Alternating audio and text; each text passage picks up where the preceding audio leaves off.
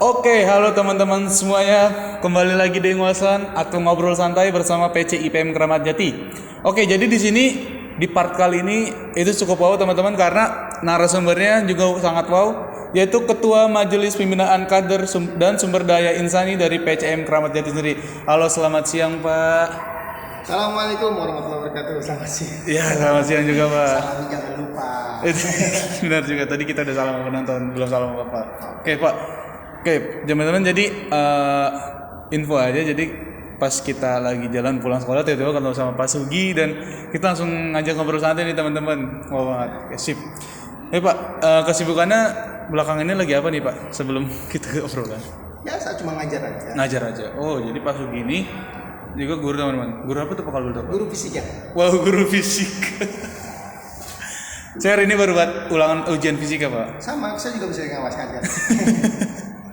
Ya sama-sama berarti. Oke Pak, jadi sebelum kita ke pembahasan Pak, jadi mungkin ngejelasin dulu kali ya.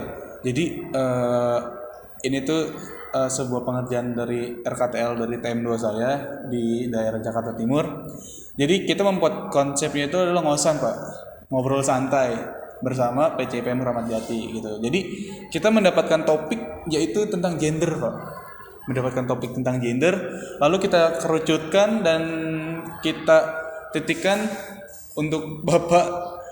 Jadi topiknya itu adalah partisipasi perempuan dalam politik. Jadi pandangan atau pendapat tentang tantangan dan peluang partisipasi perempuan dalam dunia politik. Nah, jadi menurut Pak Sugi sendiri itu bagaimana tuh Pak? Oke. Bicara tantangan terhadap partisipasi perempuan Iya. dalam dunia politik. Ya, jadi kalau kita bicara tentang reformasi, ya, 20 tahun lebih kita reformasi.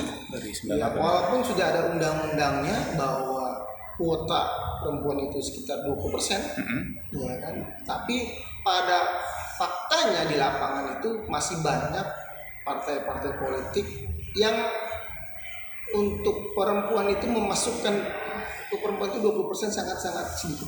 Nggak banyak. Kalaupun misalkan ada partai salah satu partai politik itu kan itu memasukkan kuota partai perempuan itu kuota perempuan ke dalam partai itu biasanya bukan di nomor-nomor urut jadi. Gitu. Ya kan. Jarang sekali dia berada di nomor urut jadi. Biasanya nomor urut jadi itu kalau nggak 1, 2 gitu kan.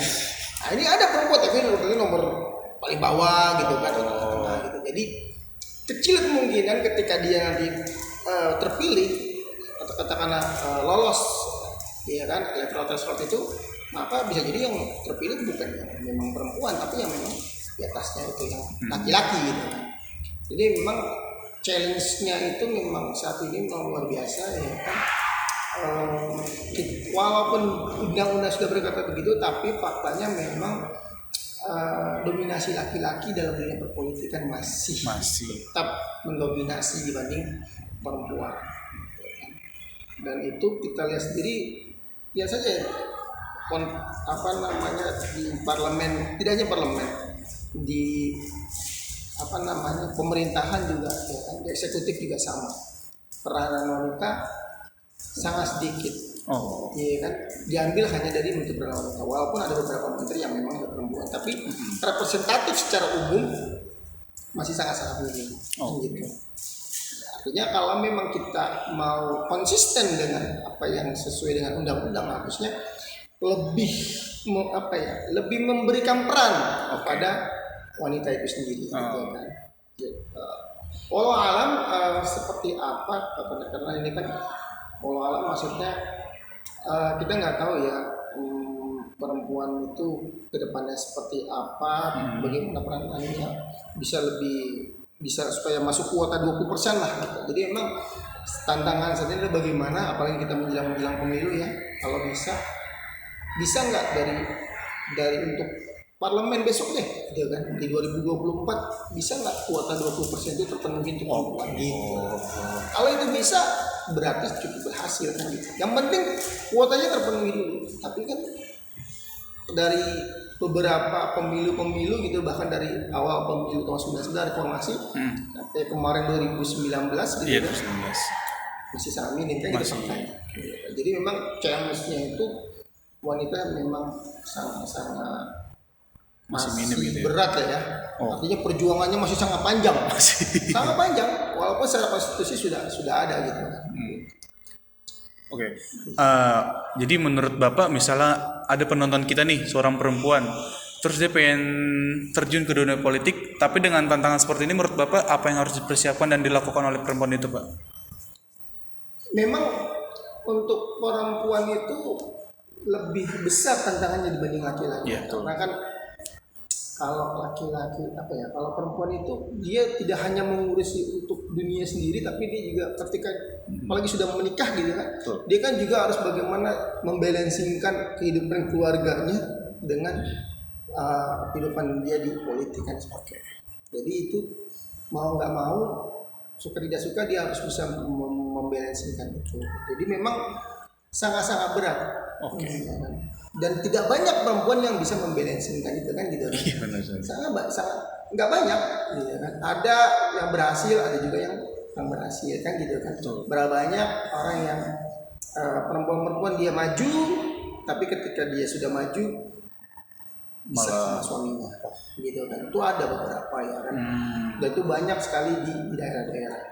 Itu sudah terjadi gitu. Jadi memang faktor perempuan sebagai penyeimbang itu tantangannya sangat. Terutama untuk dia tetap eksis di politik, tapi dia juga eksis di rumah tangga itu. Itu yang paling bagus. Jadi karena yang terpenting itu, membalansinya itu nggak banyak orang yang bisa itu. Oke, teman-teman semuanya, ini pembahasan jujur cukup berat dan cukup menarik menurut saya pribadi, di mana tentang kesetaraan gender dan juga tentang politik ya Pak ya. Oke, mungkin karena emang temanya ngobrol santai, jadi kita nggak akan panjang-panjang. Jadi pada intinya kesimpulannya itu kalian pikir sendiri kesimpulannya, karena emang di ngobrol santai begitu Pak. Kesimpulannya kita serahkan kepada penonton masing-masing Pak. Oke, teman-teman semuanya, terima kasih banyak yang telah menyaksikan dan telah menyimak dari tayangan part kali ini bersama Pak Sugi.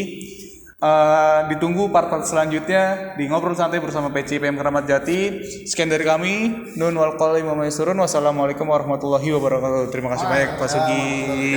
Ya Pak.